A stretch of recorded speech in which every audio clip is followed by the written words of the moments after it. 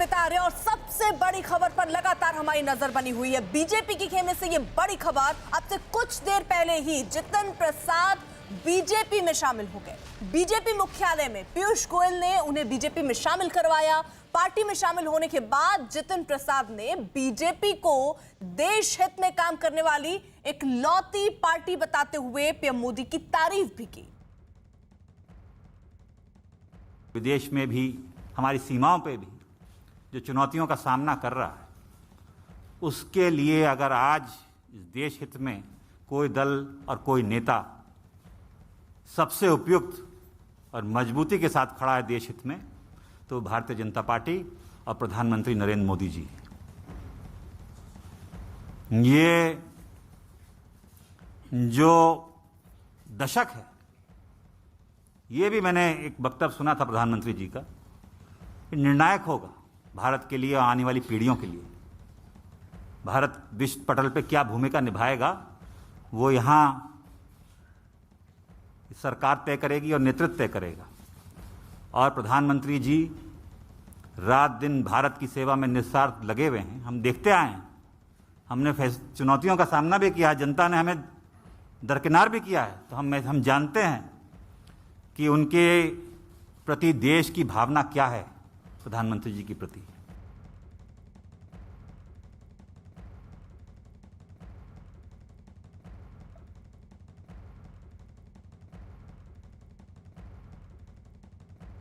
और इसी बीच ये भी जानकारी मिल रही है कि जितिन प्रसाद जेपी नड्डा के घर उनसे मुलाकात करने पहुंचे हैं, क्योंकि अब से थोड़ी देर पहले ही पीयूष गोयल की भी वहां पर मौजूद थे जब जितिन प्रसाद ने बीजेपी ग्रहण की, बीजेपी पार्टी ज्वाइन की। अरुण हमारे साथ, हमारे सहयोगी इस वक्त जुड़े हुए हैं।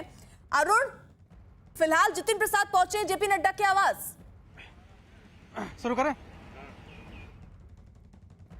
के बाद पूर्व केंद्रीय मंत्री जितिन प्रसाद इस वक्त भारतीय जनता पार्टी के राष्ट्रीय अध्यक्ष जेपी नड्डा के घर पर पहुंच गए। उनके साथ पीयूष गोयल हैं। पीयूष गोयल की गाड़ी में जेपी नड्डा के घर पहुंचे हैं। ये एक प्रोटोकॉल भी होता है और एक कर्टसी कॉल भी होता है कि जब कोई बड़ा नेता बीजेपी में शामिल होता है तो वो बीजेपी के राष्ट्रीय अध्यक्ष के पास पहुंचता है। एक फोटो अपॉर्चुनिटी होती है, फोटो खींची जाती है जो सोशल मीडिया पर और बाकी मीडिया को दी जाती है। और उसके साथ ही साथ एक औपचारिक बातचीत भी होती है, चाय पर मुलाकात होती है। और इस वक्त जेपी नड्डा के घर पर जितिन प्रसाद पहुंचे हैं और वो पीयूष गोयल के साथ भारतीय जनता पार्टी के राष्ट्रीय अध्यक्ष जेपी नड्डा से मिलने पहुंचे हैं। तो काफ़ी अटकलें थी एक ब्राह्मण चेहरा को लेकर। वो ब्राह्मण चेहरा जितिन प्रसाद ही हैं जो अब बीजेपी के हुए, यानी जितिन प्रसाद यानी जेपी अब बीजेपी के हो गए हैं। कैमरामैन पंकज तोमर के साथ अरुण सिंह, न्यूज़ 18 इंडिया, दिल्ली। अरुण हमारे साथ मौजूद हैं।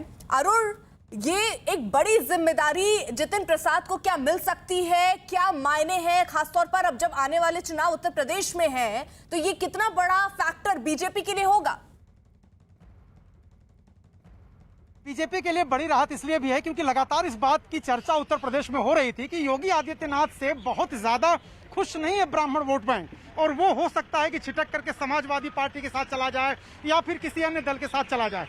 तो ब्राह्मणों को साधने के लिए एक ऐसे चेहरे की जरूरत थी जिसकी लीगेसी हो, जिसका राजनीतिक रसूख हो और जिसके साथ एक इतिहास रहा हो।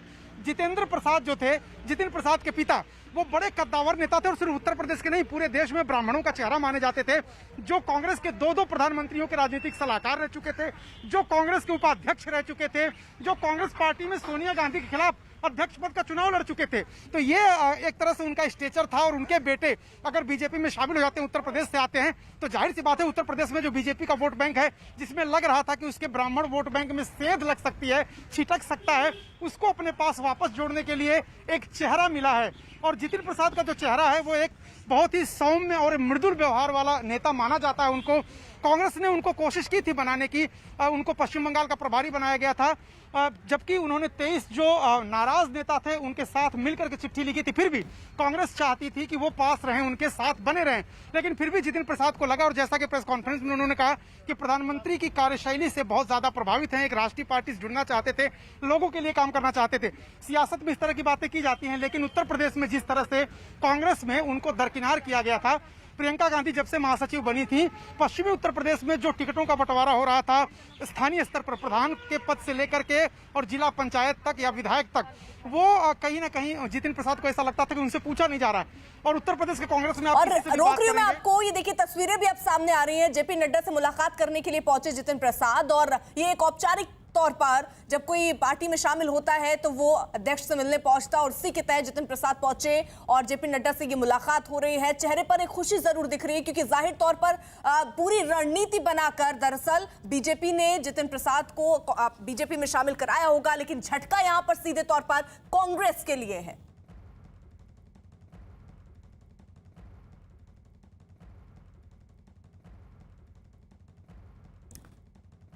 तो यहां पर पीयूष गोयल भी देखिए मौजूद है, जेपी नड्डा भी मौजूद है, जितिन प्रसाद भी मौजूद है। हालांकि इससे पहले जब जितिन प्रसाद ने वहां जब बीजेपी की सदस्यता ग्रहण की तो उन्होंने देशहित की पार्टी बताया बीजेपी को कि एकलौती ऐसी पार्टी बीजेपी ही है जो देशहित के बारे में सोचती है। ये बात जितिन प्रसाद ने कहा, और इसीलिए कहा कि इसलिए मैंने ये पार्टी ज्वाइन की है। तो फिलहाल जेपी नड्डा से मुलाकात करने, जो कि औपचारिकता है, उसके लिए पहुंचे हैं जितिन प्रसाद, और ये मुलाकात इस वक्त चल रही है। और किस तरीके की रणनीति अब आगे बनानी है, सवाल तो अब ये भी है कि जितिन प्रसाद अब बीजेपी में शामिल हुए तो आखिरकार जिम्मेदारी जितिन प्रसाद को क्या दी जाएगी, क्योंकि उत्तर प्रदेश के हिसाब से अगर देखें तो ये जितिन प्रसाद एक बड़ा चेहरा ब्राह्मण के थे, जो कि पिछले चुनाव में हम देख रहे थे कांग्रेस के बड़े लीडर के तौर पर प्रियंका गांधी के साथ साथ नजर आते थे, और ऐसे में अब वो उत्तर प्रदेश में बीजेपी की तरफ से होंगे। ब्राह्मण वोट प्रतिशत जो है वो आप देखिए तो 10% है, तो उसमें आबादी की करीब 10% ब्राह्मण है यूपी में। उस हिसाब से कितना फायदा उत्तर प्रदेश में बीजेपी को मिलेगा ये देखना होगा। लेकिन अरुण, यहां पर कांग्रेस को भी ये सीधे सीधे संदेश दे दिया गया कि प्रियंका गांधी के साथ चलते थे जितिन प्रसाद, बड़े ब्राह्मण चेहरा और युवा चेहरा अब नहीं है कांग्रेस के साथ, और आगे की चुनौती है उत्तर प्रदेश का विधानसभा चुनाव।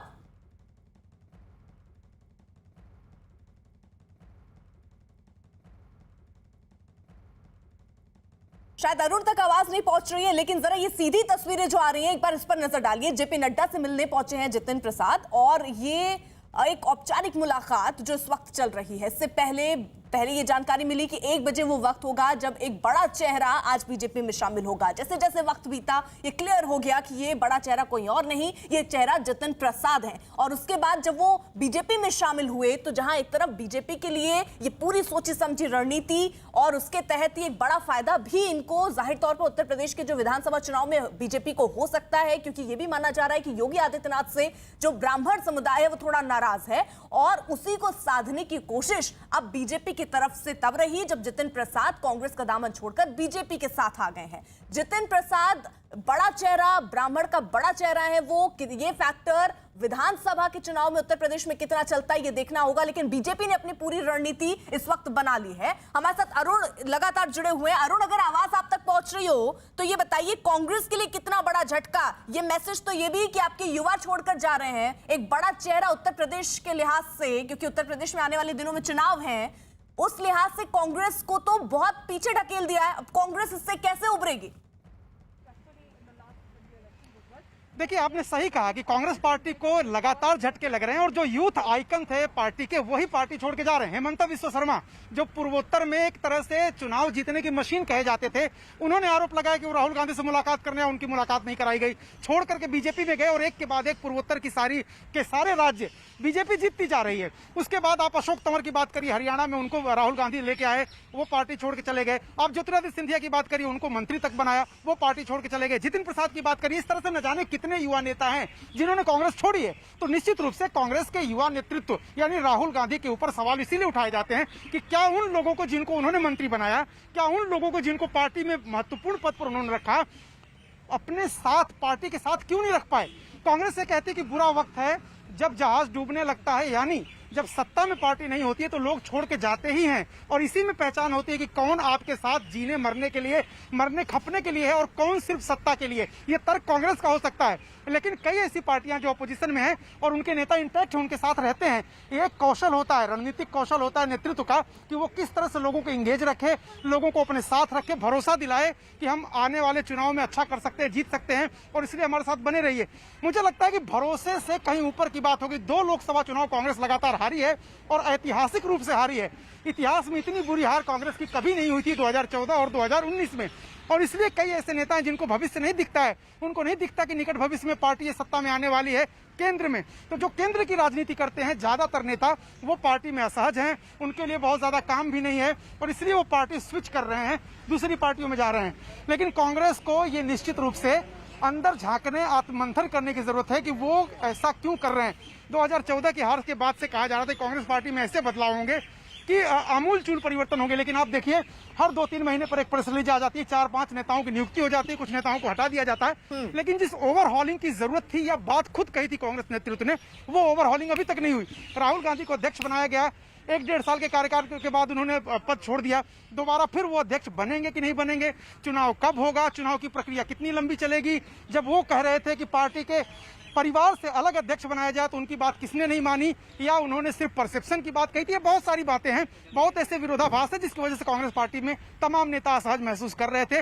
और सबसे बड़ी बात, राहुल गांधी ने जिन नेताओं को पार्टी में आगे किया, मंत्री बनाया, संगठन में बड़े पद दिए, वो अगर छोड़ के जा रहे हैं तो देखिए कांग्रेस के लिए तो ये बड़ा झटका है, लेकिन कांग्रेस इसको मानने को तैयार नहीं है। अजीत हमारे साथ मौजूद हैं, विक्रांत भी हमारे साथ मौजूद हैं। अजीत का जल्दी से रुख कर लेते हैं। अजीत, आप उत्तर प्रदेश की राजनीति को अरसे से देखते हुए आ रहे हैं।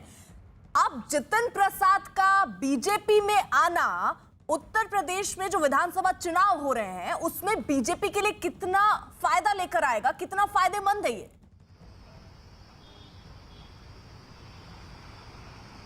देखिए बिल्कुल अर्पिता, बीजेपी के लिए निश्चित तौर पर फायदेमंद है, क्योंकि बीजेपी को एक ऐसा ब्राह्मण चेहरा चाहिए था जिसकी तलाश वो कर रही थी, जो उन्हें उन 2000 जो विधानसभा चुनाव है 2022 का, उसमें उन्हें फायदा दिखा सके। तो जितिन प्रसाद बिल्कुल उस चेहरे के तौर पर परफेक्ट बैठते हैं और फिट बैठते हैं। हालांकि कांग्रेस के अध्यक्ष जो हैं, प्रदेश अध्यक्ष यूपी के अजय लल्लू, कहते हैं कि बहुत उन्होंने धोखा दिया, कांग्रेस सरकार ने उन्हें बहुत दिया, पद दिया, मंत्री पद बनाया। लेकिन अगर सियासत की बात करें तो उत्तर प्रदेश की सियासत में जितिन प्रसाद को लेकर बीजेपी काफी उत्साहित होगी, क्योंकि उन्हें एक ऐसा ब्राह्मण चेहरा चाहिए था जो पश्चिमी उत्तर प्रदेश में भी उनके लिए काम कर सके, पूर्वांचल में भी काम कर सके। क्योंकि प्रियंका गांधी जब उत्तर प्रदेश में आती थी तो जितिन प्रसाद उनके साथ रहते थे साय की तरह। चाहे लखनऊ में धरना प्रदर्शन की बात हो, रायबरेली की बात हो, पश्चिमी उत्तर प्रदेश की बात हो, हर जगह जितिन प्रसाद रहते थे। और उनके जो वो सरल स्वभाव के हैं, उनसे जो लोगों का मिलनसार है, जो व्यवहार है, वो उससे हमेशा वो प्रभावित करते रहे। जब लखनऊ में प्रियंका गांधी सड़कों पर उतरी थी तो जितिन प्रसाद ही वो थे जो उनके साथ कंधे से कंधा मिलाकर 8 किलोमीटर तक पैदल चले। और सदफ जाफरी और दारापुरी जो आईपीएफ थे, जिनके ऊपर आरोप था कि उन्होंने दंगा भड़काया, उनको बाद में जेल जाना पड़ा, उनके घर पहुंचे थे। तो निश्चित तौर पर बीजेपी इसे बड़े लाभ के तौर पर देखेगी। और जब 2022 का विधानसभा चुनाव होगा, हालांकि सीएम योगी आदित्यनाथ की अगुवाई में चुनाव होगा और वो सबसे बड़े ब्रांड के तौर पर यूपी में है, तो इसके साथ ही देश में भी बहुत ज्यादा उनकी डिमांड है। तो जितिन प्रसाद को एक ब्राह्मण चेहरे के तौर पर बीजेपी पूरी तरह से इस्तेमाल करेगी और अपने संगठन के विस्तार को हमेशा बीजेपी बढ़ाती है। कई और यूपी के नेताओं की जो बसपा से लेकिन विक्रांत, यहाँ कांग्रेस की तरफ से तो ये हमेशा कहा गया कि ज्योतिरादित्य सिंधिया भी देखिए छोड़कर गए, लेकिन उनको मिला क्या? ऐसे में एक बड़ा सवाल तो ये भी होगा कि जितिन प्रसाद अगर कांग्रेस छोड़कर आज बीजेपी में शामिल हुए हैं तो उनको जिम्मेदारी क्या दी जाएगी? देखिए, कांग्रेस, भले ही कांग्रेस के नेता अगर कोई पार्टी छोड़ के जाता है तो निश्चित तौर पर इसी तरीके की बातें की जाती हैं कि उनको पार्टी ने भूतकाल में ऐसा नहीं होता। राजनीति में परसेप्शन का एक बड़ा खेल होता है। जितिन प्रसाद भले ही शाहजहांपुर, सीतापुर, हरदोई, उसके आसपास के इलाके में प्रभाव रखते हो, पूरे उत्तर प्रदेश में उनका उतना बड़ा प्रभाव नहीं हो, लेकिन अगर वो अपनी पुरानी पार्टी छोड़ करके दूसरी पार्टी में जाते हैं और बीजेपी में जैसे वो शामिल हुए हैं, तो बीजेपी उन्हें एक बड़ा ब्राह्मण चेहरे के रूप में प्रोजेक्ट भी करेगी और उसका प्रयोग भी करेगी। और इसका फायदा इसलिए भी मिलेगा क्योंकि जितिन प्रसाद पिछले काफी समय से, पिछले 1-1.5 साल से वो ब्राह्मण चेतना मंच के नाम से अपना एक उन्होंने मंच बनाया था, जिसमें वो पूरे उत्तर प्रदेश से ब्राह्मण लोगों को जोड़ रहे थे। तमाम छोटी छोटी जगह उसकी ब्रांचेस बना रहे थे, लोगों को अपने साथ जोड़ने की कोशिश कर रहे थे।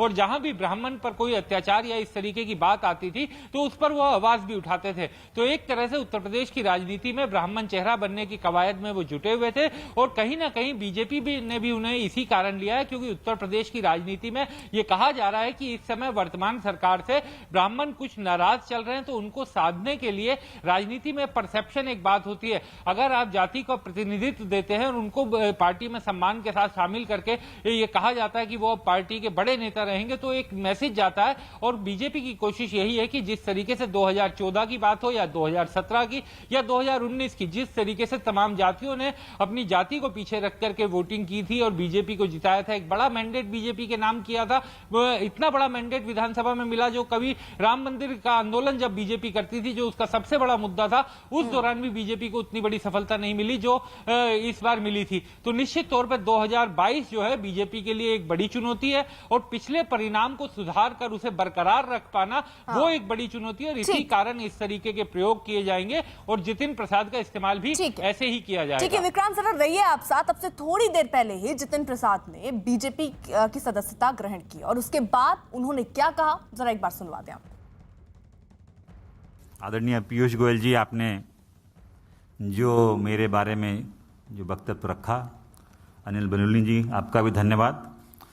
सर्वप्रथम तो मैं आज के इस दिन भारतीय जनता पार्टी के राष्ट्रीय अध्यक्ष श्री जेपी नड्डा जी, देश के यशस्वी प्रधानमंत्री आदरणीय नरेंद्र मोदी जी, इस देश के कर्मयोगी गृह मंत्री आदरणीय अमित शाह जी और समस्त भारतीय जनता पार्टी नेतृत्व का मैं धन्यवाद अर्पित करता हूं कि उन्होंने आज इस भारतीय जनता पार्टी परिवार में मुझे सदस्यता और सम्मान दिया है। और ये मेरे राजनीतिक जीवन का एक नया अध्याय शुरू हो रहा है।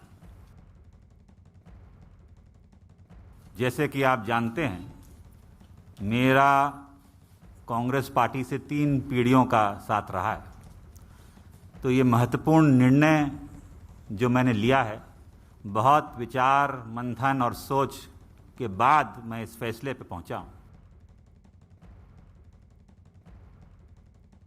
हमारे साथ लगातार हमारे सहयोगी इस वक्त मौजूद हैं, हमारे साथ विक्रांत मौजूद है, हमारे साथ हमारे सहयोगी अजीत इस वक्त हैं और साथ ही साथ अरुण हमारे साथ हैं। अरुण, ऐसा क्यों है कि ये देखिए 23 नेताओं में ये एक हैं जिन्होंने बाकायदा सोनिया गांधी को चिट्ठी लिखी थी, अपनी दिक्कतें बताई थी। यहाँ ऐसा क्यों है ज्योतिरादित्य सिंधिया, उसके बाद जितिन प्रसाद जो राहुल गांधी के करीबी माने जा रहे हैं, वो पार्टी छोड़कर चले जा रहे हैं, ऐसा क्यों? देखिए, इस सवाल का जवाब खुद राहुल गांधी को देना चाहिए और या कांग्रेस नेतृत्व को देना चाहिए कि राहुल गांधी जिन नेताओं को पार्टी में आगे लेकर आए, उन्होंने सरकार में उनको भूमिका दिलाई। आप देखिए, एक तरफ से आरपीएन सिंह की बात कर लीजिए, आप मिलिंद देवड़ा की बात कर लीजिए, आप जितिन प्रसाद की बात कर लीजिए, आप बात कर लीजिए भंवर जितेंद्र सिंह की, जितने नेता थे, सचिन पायलट की बात कर लीजिए, न जाने कितने नेताओं को उन्होंने पार्टी और संगठन में दोनों जगह महत्वपूर्ण पदों पर ले जाने के लिए उन्होंने बाकायदा पार्टी के अंदर लड़ाई लड़ी। उन नेताओं को ही वो अपने साथ क्यों नहीं रख पा रहे हैं? सवाल ये है।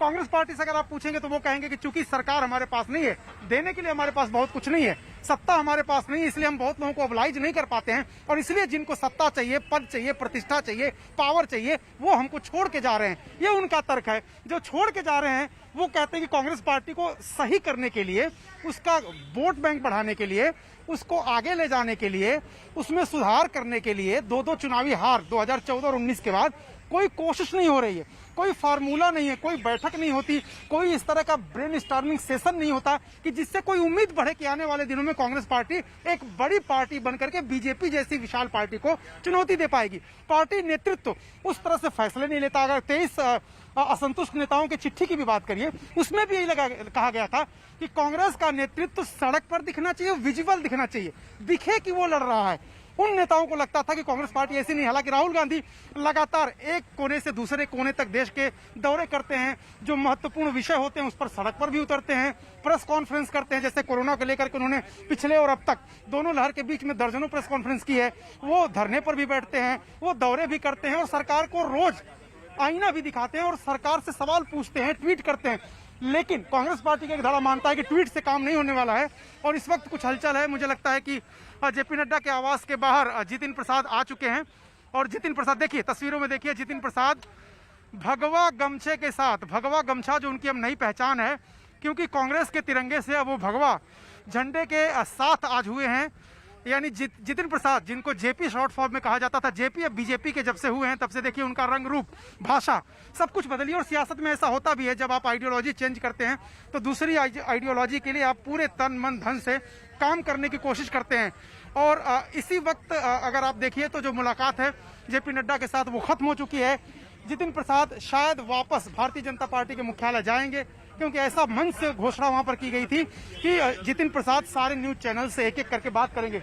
तो जितिन प्रसाद की गाड़ी अब कुछ देर बाद ही बाहर निकलने वाली, तस्वीरें लगातार मैं आपको दिखाने की कोशिश कर रहा हूं।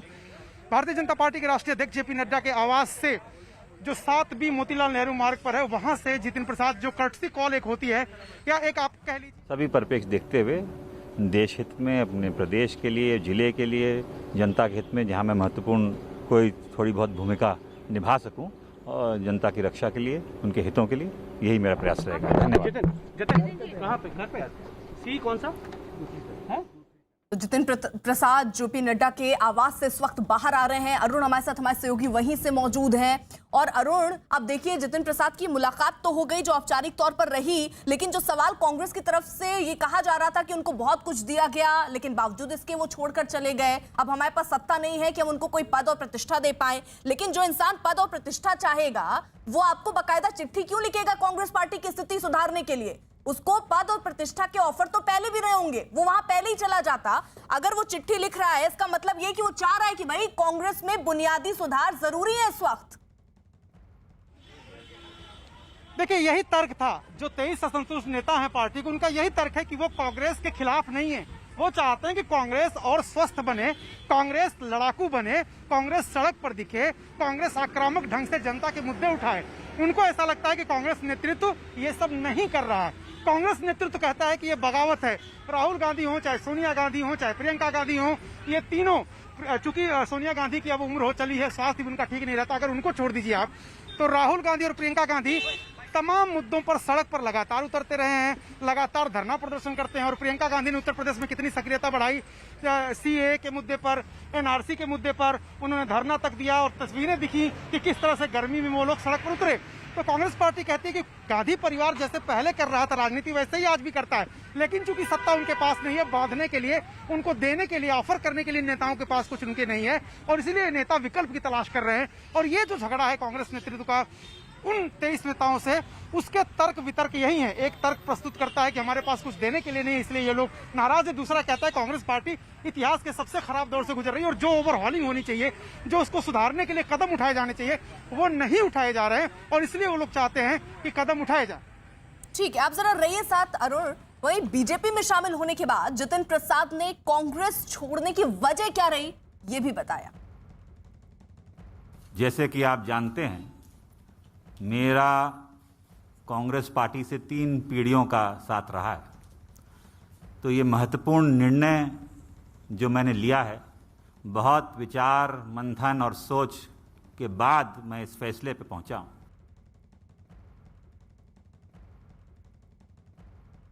तो अब सवाल यही है कि आखिरकार जिस तरीके से कांग्रेस को एक के बाद एक झटके लग रहे हैं, क्या कांग्रेस अब भी जागेगी और कोई बुनियादी सुधार की कोशिश कांग्रेस पार्टी खुद के लिए करती है या नहीं? जितिन प्रसाद के बीजेपी में शामिल होने के बहाने बीजेपी आईटी सेल के प्रमुख अमित मालवीय ने गांधी परिवार को निशाने पर लिया। उन्होंने बाकायदा एक ट्वीट किया और लिखा कि जितिन प्रसाद कांग्रेस छोड़ने वाले उन युवा नेताओं में एक हैं जिन्हें न पार्टी के लिए और न खुद के लिए कोई भविष्य दिख रहा है। इसकी शुरुआत हेमंत बिस्व शर्मा, ज्योतिरादित्य सिंधिया के साथ हुई और कई लोग छोड़ने के इंतजार में हैं। गांधी परिवार को सोचना चाहिए कि उनके विश्वास पात्र क्यों बाहर निकल रहे हैं।